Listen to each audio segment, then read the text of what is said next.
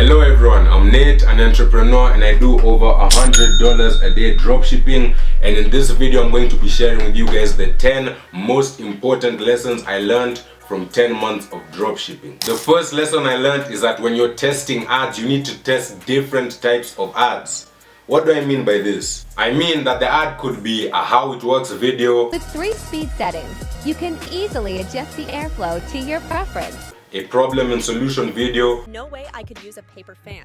It doesn't produce nearly enough wind to counter the unbearable heat. That's when my boyfriend gifted me this anti-heat fan. Or a video testimonial. This is an air cooler, but it's not your normal conventional air coolers. It's got a fan, it's got different settings. And you need to test all of these in order to find out what kind of ad format will correspond well with your selected product. And you need to test everything. A big mistake a lot of dropshippers make is they just make one ad and then change the hook 4 different times in order to have 5 ads which are really just one ad with a different 3 seconds. Or first 3 seconds rather. Now for all you know, you could have just made 10 different versions of a losing ad.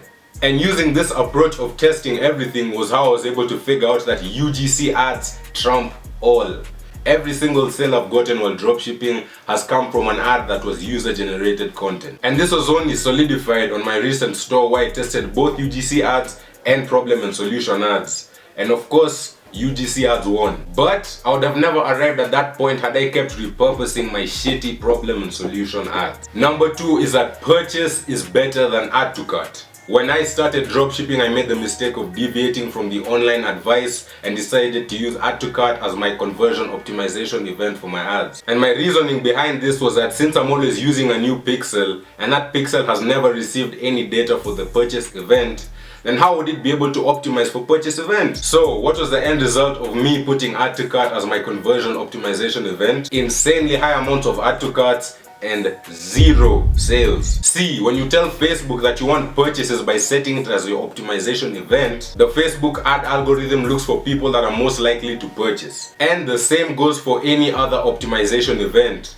If you tell it you want add to cart, it's only gonna look for people that are most likely to add to cart but not complete the purchase. And eventually I realized this, and once I started putting purchase optimization on my ads, I started getting a bunch of sales out of nowhere. I also noticed that I was getting significantly less add to carts. However, for example, if I got 5 add to carts before, I would get like 1 initiated checkout. Whereas this time around, if I were to get 5 add to carts, there would be like 4 initiated checkouts. Which shows you that the Facebook algorithm really knows what it's doing when it comes to finding people to target for your ads. Lesson number 3, Facebook ads are better than TikTok ads. Before I got my first sale, I was conflicted on which ad platform I could use. On one hand, there were gurus saying Facebook ads are the best because it's been around longer and has more data.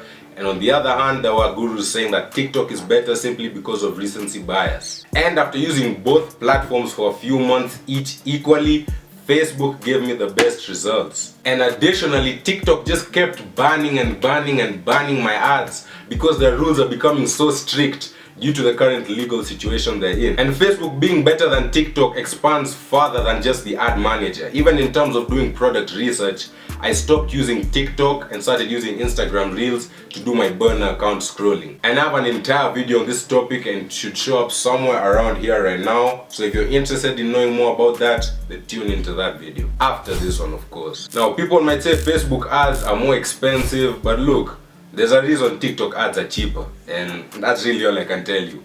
Lesson number 4 is to not make ads that look like ads. I know you're wondering, what the hell, how do you do that? It's simple. You simply have to make ads that blend in with the usual feed of your target audience. And you know what, let's put that into practice. So I'm gonna come over here to Instagram Reels and let's see what shows up. That's a gym reel. I'm gonna put it up on the screen. So for example, this reel right here, where he's complaining about him growing slowly after lifting for so long, that's where I would now cut after that intro and start introducing my product. And you still don't want to be like, oh, here is this and that. You have to introduce it in a clever way as part of the storyline, as something that just doesn't scream ad, because people don't like that nowadays. And if you need more proof, look at how fast you skip YouTube ads.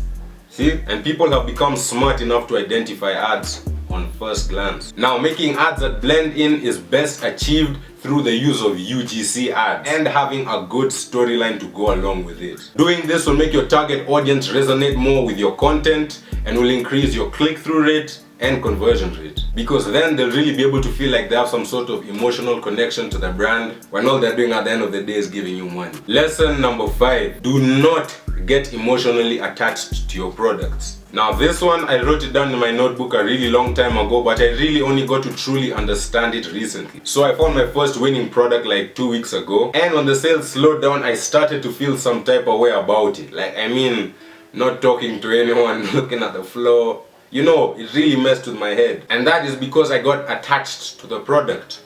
So I had to take a step back and realize, bro, there are thousands and thousands of products I could be dropshipping. Because I have to part ways with this current product does not mean that I'll never get another sale again. If the data is not looking good, then you have to make an educated decision to stop running the product. Do not do any emotional spending, because at that point it's just gambling. You only make decisions based off of the data, not your personal opinion. Lesson number 6, make decisions after the 3rd day of running ads. Now here specifically, I'm only talking about Facebook ads because again, that is the only kind of ads I run. Now you see, the meta algorithm needs about 3 days in order to properly start to understand the kind of people it should be showing your ads. So don't go in a campaign, set it at $200 a day, stop it 12 hours in when it's already spent 100, and then you're gonna say, oh, these ads are trash or the product doesn't work. You're better off putting it at like a $50 a day budget and letting that spend properly for 3 whole days without you even touching. Having said that, the algorithm will keep learning who it's meant to be showing your ads to with every single impression you get. So the longer you leave your ads running, the better they'll perform. Lesson number 7 is to have a feedback loop. Now, the Google definition of a feedback loop is a process in which the outputs of a system are circled back and used as inputs. So what does this mean? Make decisions based off of data you have already received. For example, let's say you run problem solution ads and UGC ads, and the UGC ads get more sales. Thus, for your next creative testing campaign for that product, you should not waste your time doing problem solution ads if they didn't work the first time. Stick with what is working and double down on that. And that is what I mean by having a feedback loop. Again, with what I said earlier, I did both Facebook ads and TikTok ads. I saw that Facebook ads are better, and so I stuck with it by learning from data that I had already received. I always preach that you should aim to make as many mistakes as possible in as short as time period as possible. But this is only applicable if you're learning from your mistakes and actively trying not to make them again. If you're not, then you're just being plain stupid. You will keep failing, you will keep crying, and then you'll go and say dropshipping isn't real, simply because you haven't learned to learn from your mistakes. Your mistakes are what will teach you everything about dropshipping. Soon you'll learn to form your own strategy, which is something I'm going to talk about in point 10. But you have to learn to make your own decisions, because it's not all the time when someone will be there to answer your questions. The time will come when you have to make your own choices based off of your own data, because this is your own business. Number 8, know when to stop. Do not spend too much money or time trying to keep a product alive if performance dies off. Now, I'm not saying you give up immediately. Of course, test a new set of creatives, try a new ad account, try a new pixel. But if that doesn't work, move on. Do not get attached. Test, cut, repeat. Test, cut, repeat. Test, cut, repeat. That's how the game of dropshipping is played. Lesson number 9. Stick to one strategy.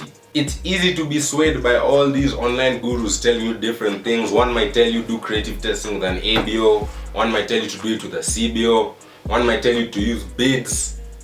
Stick with one strategy, because if you keep changing strategies with every new product, how long is it going to take you to find something that works? You're better off anchoring to one strategy and using that one strategy to test multiple different products. I have no video editor, so I have to do the GFX with my hands, but you get the point. I'm not saying you should never switch your strategy, but don't switch from strategy to strategy too fast. When you begin using a new strategy, stick with it for a few stores, maybe like 3 or 4. And if it's consistently failing, then and only then is when you begin to start looking for a new strategy. Now, the final lesson, number 10, is balance learning from others with your own innovation. While learning from successful entrepreneurs and taking their courses to learn valuable shortcuts, it is essential to strike a balance between copying others and innovating. Look, you can copy successful strategies to give you a head start, which is also what I did. But that's only gonna put a cap on your innovation, which is going to stop your growth. Solely relying on these strategies will limit your potential for growth. Once things have started working for you, it's time to stand out. And to truly stand out and achieve extraordinary success, you must be willing to take calculated risks and explore new ideas. A good example of this is how I created my own creative testing strategy. And if you guys want me to make a video on that, then let's have this video hit 30 likes. And that video will be here before you even know it. Remember this, innovation and adaptation are essential for you to stay ahead of the curve and position yourself as a leader in your industry. So you shouldn't look for people that are going to hold your hand forever.